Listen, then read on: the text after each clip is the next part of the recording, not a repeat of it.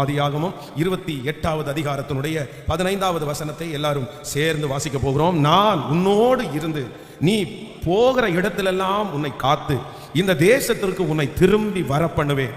நான் உனக்கு சொன்னதை செய்யும் அளவும் உன்னை கைவிடுவது இல்லை என்றார். இன்னொரு விஷயம் கூட வாசிக்கலாம். நான் உன்னோடு இருந்து நீ போகிற இடத்திலெல்லாம் உன்னை காத்து இந்த தேசத்திற்கு உன்னை திரும்பி வர பண்ணுவேன்.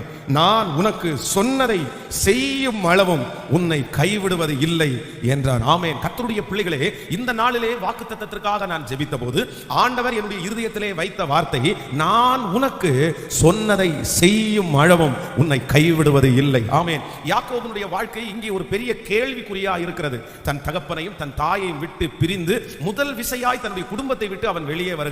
தன் தாயாரோட ரொம்ப நெருக்கமா இருந்து வேதம் சொல்லுகிறது இவன் குணசாலியும் கூடாரவாசியுமா இருந்தான். அந்த ஈசாக்குக்கு 2 பிள்ளைகள், ஒருவன் ஏசா, இன்னொருவன் யாக்கோபு.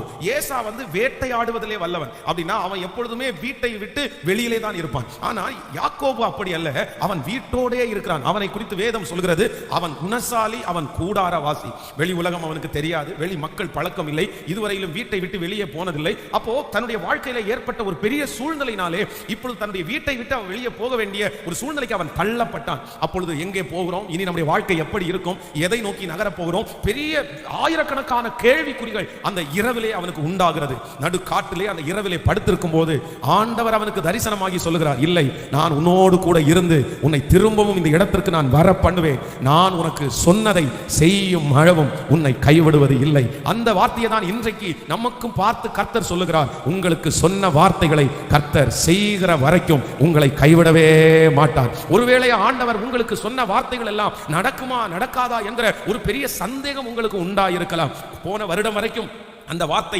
நடக்கும் என்று நான் விசுவாசித்தேன். இல்லைனா போன வயசு வரைக்கும் அது நடக்கும் என்று நான் விசுவாசித்தேன். நாட்கள் தாண்ட தாண்ட, வருடங்கள் தாண்ட தாண்ட கர்த்தர் கொடுத்திருக்கிற வாக்குத்தத்தத்தின் மேல் நீங்கள் வைத்திருக்கிற நம்பிக்கை ஒருவேளை குறைந்து கொண்டே போகலாம். இனி எப்படி நடக்க போகிறது, இனி எப்படி நடக்கும்? ஆனால் ஆண்டவர் வாக்கு கொடுக்கிறார், இல்லை, சொன்னது கர்த்தர் அல்லவா, சொன்னது வாக்கு மாறாதவர் அல்லவா, சொன்னது எவ்வளவேனும் பொய் உரையாத கர்த்தர் அல்லவா.